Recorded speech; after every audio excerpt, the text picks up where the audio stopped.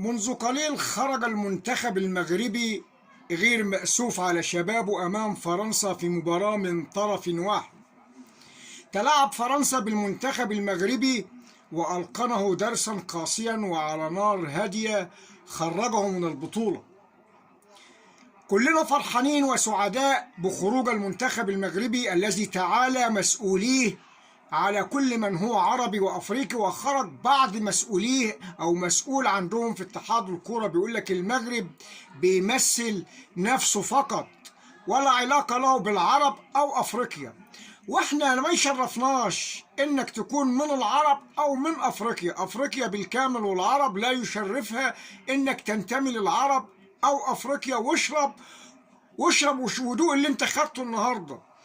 وفي بعض جماهير المغرب اثناء زيكو ما كان بيتكلم طلعت تقول الفاظ خارجه، هو بيقول لك مصر خرجت بعار وخرجت النهارده بحاجه مش من بالكوره، طالعين يتريقوا على زيكو على المصريين ان زيكو بيقول ان المنتخب الوطني وبطل افريقيا وانه زعيم افريقيا، فطالع بيشوح تشويحات قليله الادب وقله ادب.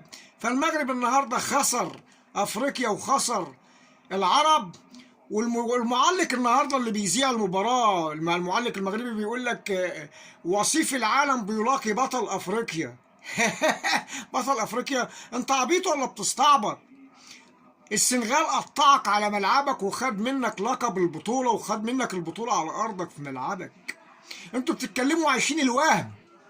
البطوله الماضيه بطوله العالم الماضيه دي كانت حاجه وعدت. مصر النهارده اليوم في كاس العالم بتوصل رسالة للعالم انه منتخب كبير ومنتخب عالمي. يكفي انه خرج مش كورة، خرج بفضيحة وخرج والمباراة سرقت منه بفعل فاعل. اما انتم تلاعب بكم النهارده منتخب فرنسا وعايشين الوهم. وعايز اقول لكم ان المنتخب الوطني المصري هو زعيم افريقيا 7 بطولات وانتم بطولة واحدة يتيمة. اغلب الشعب المغربي ما كانش لسه اتولد ايام ما كان واخد البطوله.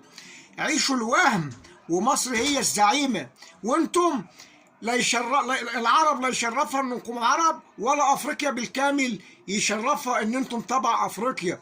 مليون مبروك لفرنسا وعيشوا الوهم يا مغربيين.